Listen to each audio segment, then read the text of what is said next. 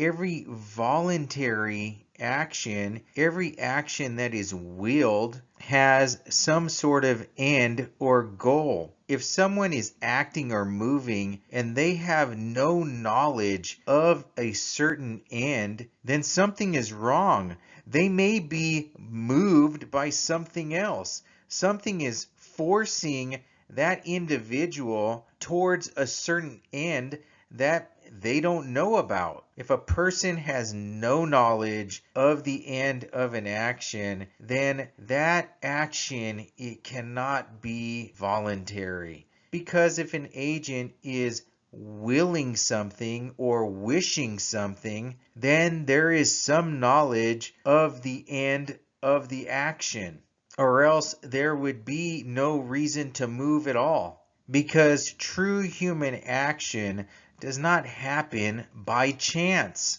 Chance is purposeless action, but human action involves purpose. Thomas Aquinas also makes a distinction between actions done through fear and actions done through compulsion. An action done by compulsion is not voluntary. If there is a compulsive act, then the agent really has no choice. This is different than somebody doing an action based on fear. When somebody acts based on fear, that action is still voluntary. Now, there is a different level of moral accountability when an action is done by fear. Maybe somebody's putting a gun to your head. Maybe somebody has a knife to your stomach and they're telling you to do something. So out of fear, you decide to do it. Your choice is not completely free here, but you are still making a voluntary action. You are willing, you are wishing to do whatever this person wants you to do. But why are you doing it? Out of fear. This is why St. Thomas Aquinas says, what is done through fear becomes voluntary because the will is moved towards it, although not for its own sake, but because of something else. That is, in order to avoid an evil which is feared. Thomas Aquinas also explains that ignorance can make an action involuntary because it can deprive someone of the knowledge which is a necessary condition of voluntary action. One relationship that ignorance has to the will is when ignorance is consequent to the act of the will. This involves when a human being or an agent wills not to know something so that they can continue doing the evil deeds that they want to do. So perhaps there's an individual who has a new car and they want to see how fast it can go, and they intentionally disregard any type of speed limit. In fact, they avoid knowing anything about the speed limits in the area they're at. Why are they doing this? So they can go as fast as they want and they complete ignorance about what the speed limit is. Another type of ignorance that is consequent to the act of the will is when a person just doesn't take the time to acquire the knowledge that they ought to have.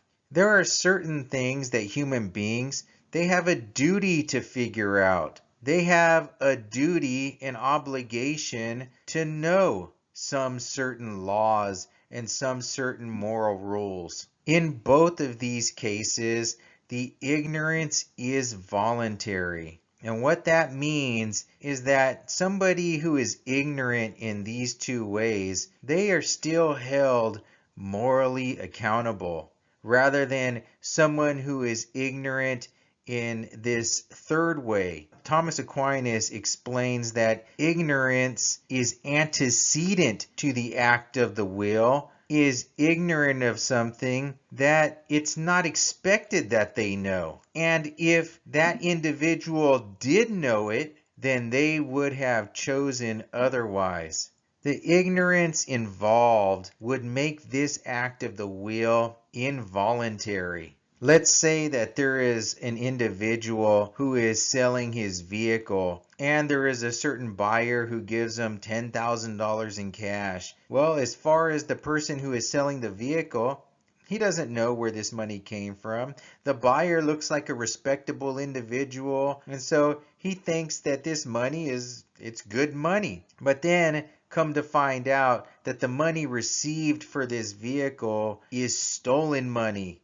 The individual who is selling the car, based on those circumstances, couldn't possibly know that this money was stolen money. That is not some knowledge that they are bound to know. So that person would not have some sort of moral responsibility concerning that action. That ignorance is not voluntary. It was not his choice to be ignorant. According to St. Thomas Aquinas, good acts of the will have a good object, and bad acts of the will, they have a bad object. There are three parts to the soul of a human being. You have the will, the reason, and the appetite. Good and evil pertain essentially to the will, and truth and falsehood, they pertain to the reason. So when an individual agent acts,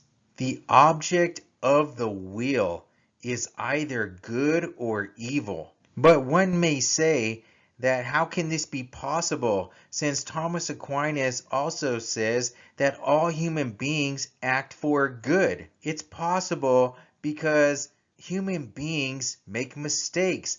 Sometimes we think something is a good when in fact it is a false good.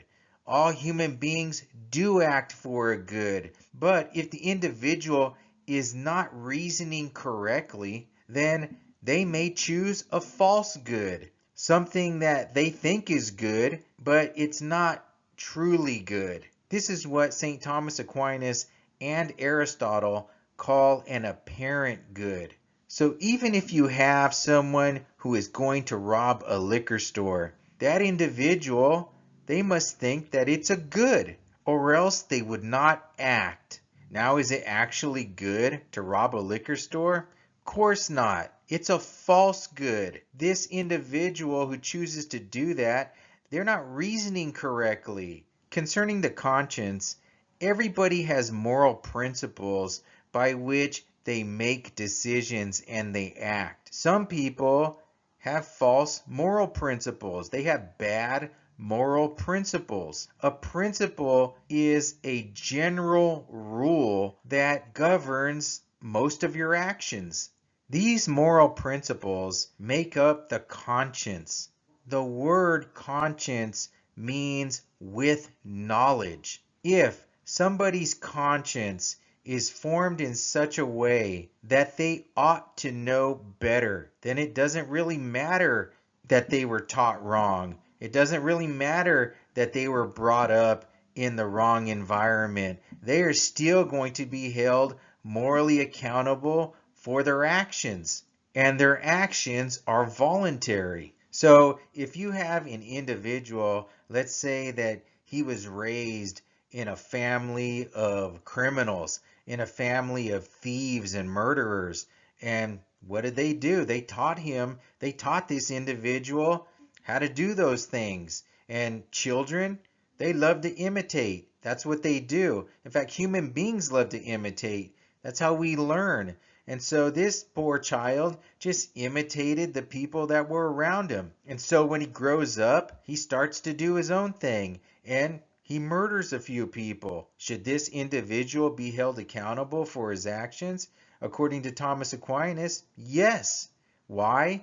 Because he should have known better. There was ignorance involved in the forming of his conscience, but depending on the individual's age, if this individual is 25 years old, that is enough time to figure it out on your own. He ought to have known better. And the reason he ought to have known better goes into another topic of the natural law. The theory of the natural law states that human beings, by the use of reason, have the ability to know the moral laws in nature. According to St. Thomas Aquinas, what is good or evil about an act is what the agent intends, not the consequence the act produces.